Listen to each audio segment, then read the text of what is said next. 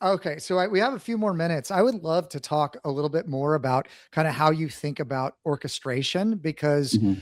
like a lot of how I was thinking about orchestration before was like, okay, one agent specializes in one skill. And Yeah. now you can start to add a lot of like skills to one agent and make it like a super agent, right? But there still is different roles that you want to define Mhm. for it to do. But how I was thinking about orchestration before, and even like some of the books that I had bought and read, like one third of the book is maybe useful now, and two thirds it's like we've already passed like everything it was talking about. And so where on kind of frontier stuff, when you're setting up these systems, how are you thinking about orchestration today? Yeah, so there's two parts of orchestration. There's the human orchestration part of it, and then there's the agent to agent Yeah. orchestration. You're talking about more the Yeah. later, right? Yeah. Okay. Agent to agent. Yeah. Yeah, so I would say two things. First is the architecture of it, and the second is the solution problem driven part of it. So if you're getting inconsistent results from a process, the process, you might be putting too much agency on one agent, and you Mm. need to split that up into sub agents or sub steps, and you might need to formalize them to become more of a linear process rather than a qualitative decision matrix, right? So one problem I see often is one agent will be given too much space, too many skills, too many things it could do, and you're asking the agent to then make broad decisions instead of making it more controlled. And so if you can, one quick solution to that would be you've got an agent which first does a decision on what type of request is coming in. Is it a, you know, uh, secretarial request? Is it a booking request? Is it a research request from my human, whatever it might be, or from the clock or from some other input, whatever it is. And then it dispatches that to another agent, which then specializes on just that. And Mm. then that state script driven element to it is also important there.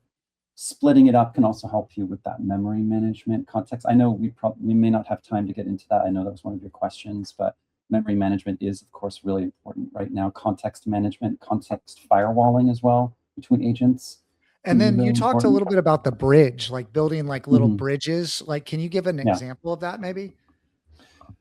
So if I hope I'm talking when I talk about, stop me if I'm going down the wrong path here with the bridge. You're going over the wrong bridge for what you're talking about. But are you talking about like for example, that SEO GEO agent who comes up with a brief and then the connection to the next agent Yeah, to yeah, do the like you writing? have to build a little of the Yeah, brief to do the bigger project, like giving people an yeah. example of what that is. You can start to separate out what's being done, and you're connecting like maybe two systems together, if you will. Yeah, so going back to my analogy of thinking about jobs, so if you think about a job and the domain of what that job is and the knowledge that's needed for that, that gives you a contained space. That job may sometimes need to be split up if you're putting too many jobs into it. Sometimes I'll look at a job description for a human, and then when I look at it for an AI, it's actually 3 jobs because it makes more sense that way. They're just trying to hire some kind of unicorn to do these multiple roles all together. But then just like in traditional systems, some of the most important parts is the connectors, the edges between systems, those Mm. bridges, those gaps, or APIs, whatever you want to call about it. And so you need to formalize the output to the input of the next system and how you're going to control for handover and errors and expectations and checks between these systems. One sec, I have to clear my throat for a second.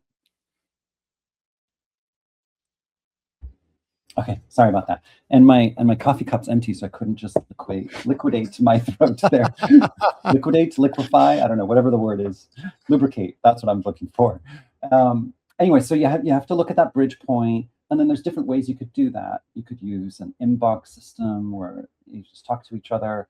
You could use a folder-based system where they scan those folders. You could use more Like a spreadsheet, right? Like you drop it on a could be a spreadsheet and it picks. spreadsheet, could be a database. I don't know. It depends on how sophisticated it needs to be, how much you need to scale it, all Because these different I things. was like building stuff that I was having Perplexity create, and I wanted Mhm. it to talk to Claude Code.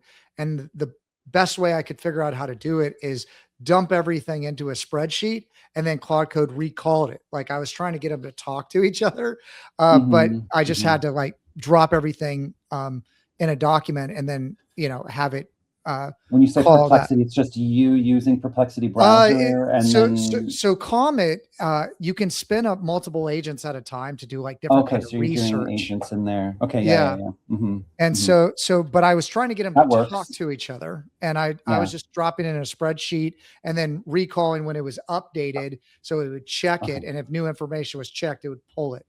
It's got kind it. of how I got it set up, but it's pretty When we're rudimentary.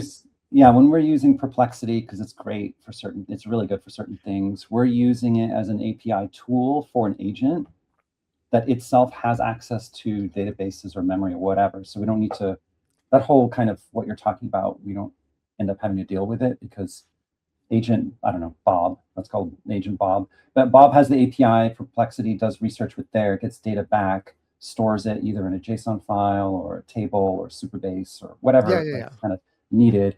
And then the next agent can just pull straight from that system. So it's just all within the same ecosystem.